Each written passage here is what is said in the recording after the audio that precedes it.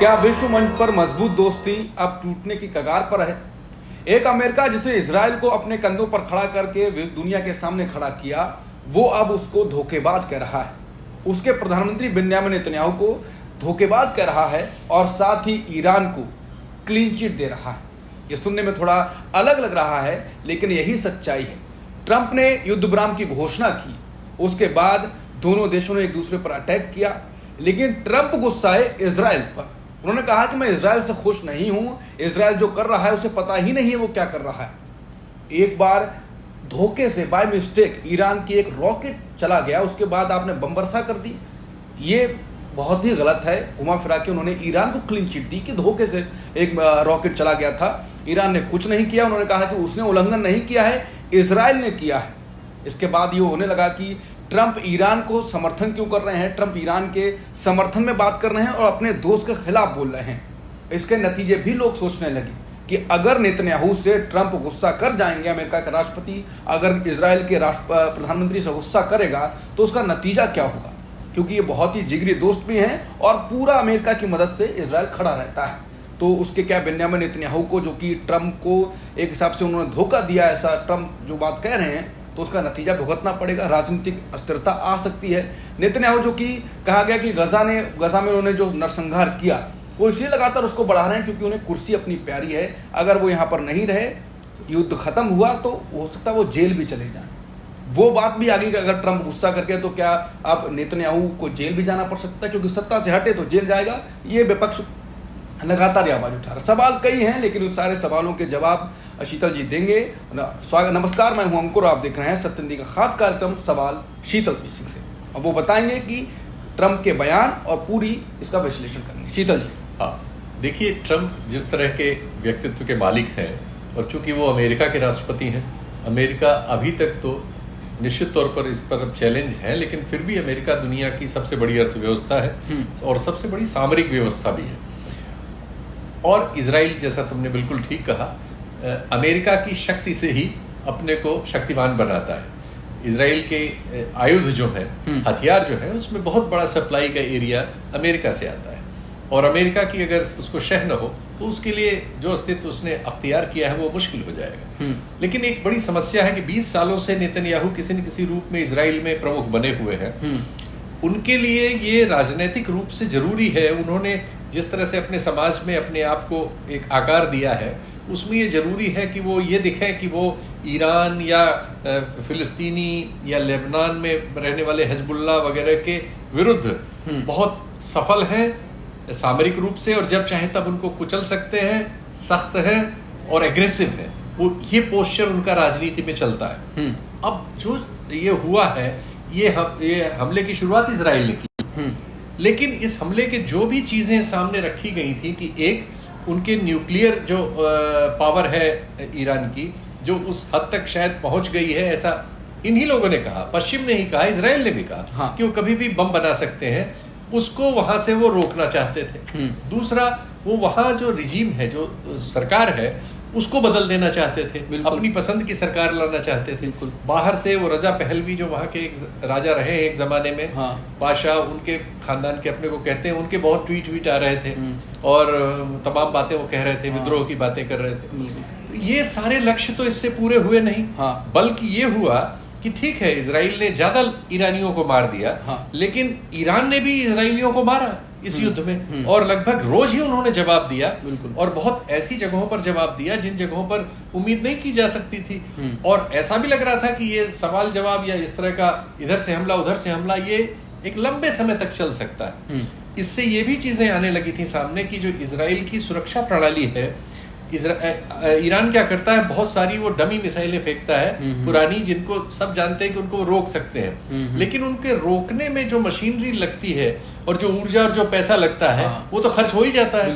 उसके बाद वो बैलिस्टिक मिसाइलें और हाइपरसोनिक मिसाइलें इस्तेमाल करता है, जो उनके यहाँ जाके मार कर आती हैं। तो ये जो उसकी टैक्टिक्स थी, इसके बावजूद कि आसमान पर इजराइल और अमेरिका का कब्जा था और वो साबित भी था, लेकिन वो इसको ध्वस्त करने में असफल थे।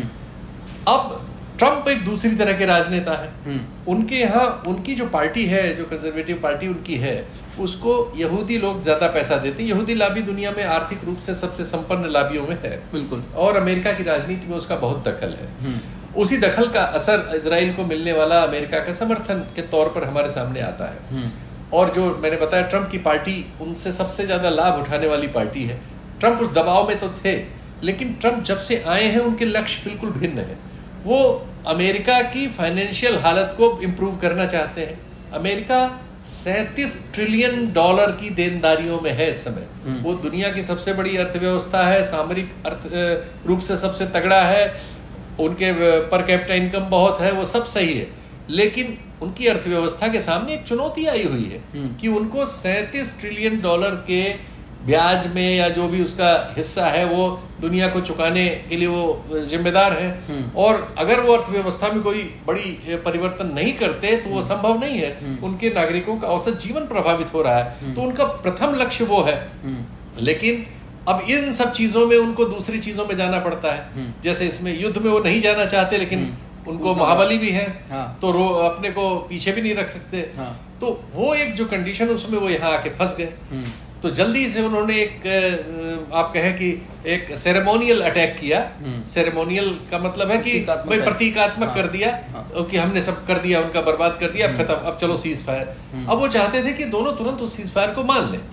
लेकिन जैसा आपने देखा कि दोनों में चूंकि इतना तनाव है, जैसा अभी प्रकट भी हो गया, ट्रंप ने एक पत्रकार के सामने लगभग गाली बक दी है। ये भी एक किसी अमेरिकी राष्ट्रपति के लिए असाधारण बात है, लेकिन ट्रंप के लिए ये सब बहुत नॉर्मल हम जानते हैं। लेकिन ट्रंप इतनी उत्तेजना में है कि उनके फैसले का कैसे ये लोग पालन नहीं कर रहे हैं, और उन्होंने पाया कि इजराइल उसमें ज्यादा एग्रेसिवनेस दिखा रहा है। अब इजराइल की समस्या यह है कि नेतन्याहू की लोकल जो पॉलिटिक्स है इस सीज फायर से वो उसी तरह से पिट गई जैसे भारत में जब सीज फायर हुआ था तो एकाएक देश भर को शॉक लगा था कि मोदी, जिनको सब हम महाबली समझते थे, उस समय युद्ध से एकाएक सीज फायर में चले गए, जब हम लगा कि भारत बेहतर कर रहा है और पाकिस्तान को अब ज्यादा पीट रहा है। वही हालत अब इजराइल में इस समय नेतन्याहू की है। तो आज उस इमेज से बचने के लिए नेतन्याहू ने इस बहाने से कि ईरान ने अभी भी मिसाइल फेंकी, अटैक किया ईरान पर, और ईरान पर ही नहीं किया, उन्होंने गजा में भी अटैक किया, उन्होंने लेबनान में हिजबुल्लाह पे भी अटैक किया। तो वो अपनी जो मैचो छवि है उसको दिखाने की कोशिश अपनी जनता में कर रहे हैं। डेमोक्रेटिक देशों में ये एक समस्या होती है कि आप जनता को अपने पक्ष में रखने के लिए कई बार आर्टिफिशियल फैसले लेते हैं जो वस्तुस्थिति जिसकी डिमांड नहीं करती, लेकिन आप नकली लड़ाई लड़ते हैं, नकली एग्रेसिव बनते हैं, नकली डायलॉग देते हैं। ये सब एक डेमोक्रेटिक पॉलिटिक्स की प्रॉब्लम है। बिल्कुल। और इस प्रॉब्लम में इजराइल फंसे हुए हैं और नेतन्याहू का व्यक्तित्व फंसा हुआ है। लेकिन ट्रंप इसको इस तरह से नहीं चलने दे सकते, और अभी ट्रंप की चलेगी, और ये सीज फायर इन दोनों देशों को करना ही पड़ेगा, क्योंकि इस मामले में ट्रंप का ट्वीट भी आ गया है कि अब वो मान गए बात को, और उन जो पायलट थे वो वापस आ रहे हैं।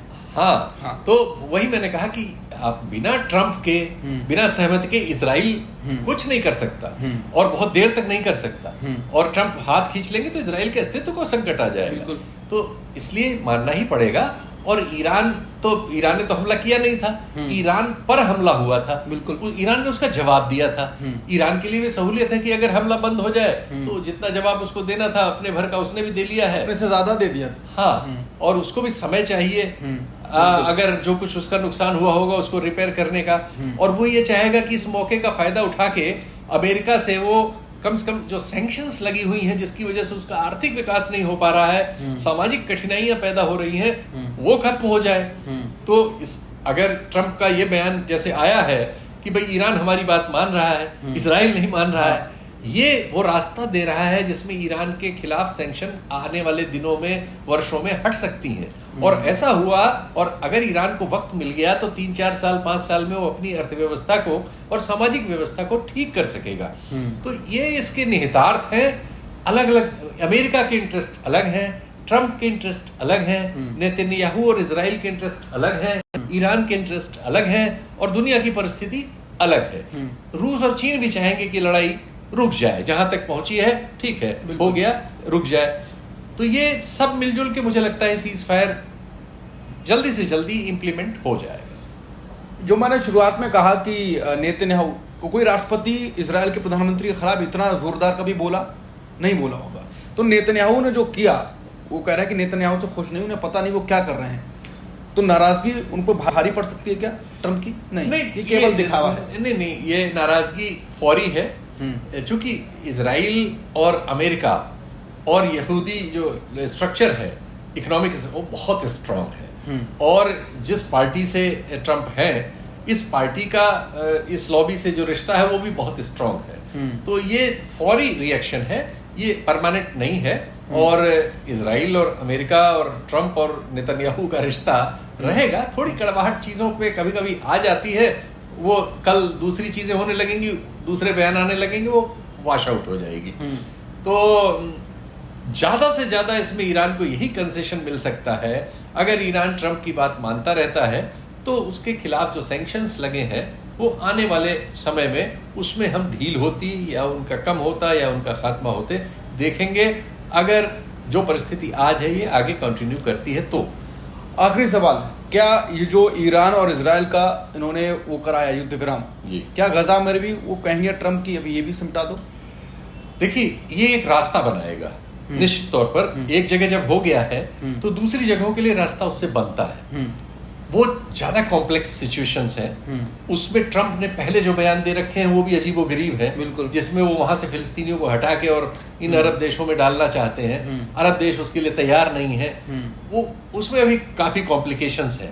लेकिन एक बार ईरान और इजराइल के बीच सीज फायर होता है, वो अब तो हो ही चुका है, अनाउंस हो चुका है, लागू हो ही जाएगा, और ये कायम रहते हुए अगले डेवलपमेंट्स लेता है तो उनके लिए भी कोई न कोई रास्ता बनेगा। बिल्कुल।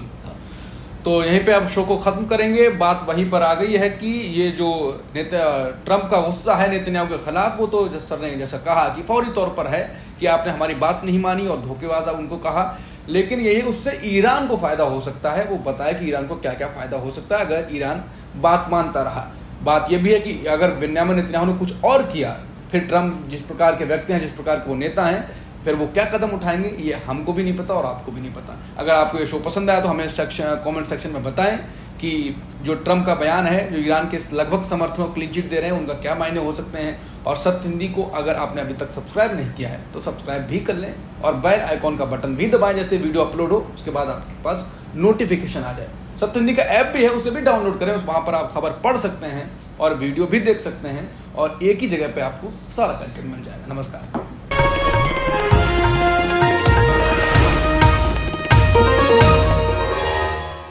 Disclaimer under Section 107 of the Copyright Act 1976. Allowance is made for fair use for purposes such as criticism, comment, news reporting, scholarship, and research. Fair use is a use permitted by copyright statute that might otherwise be infringing.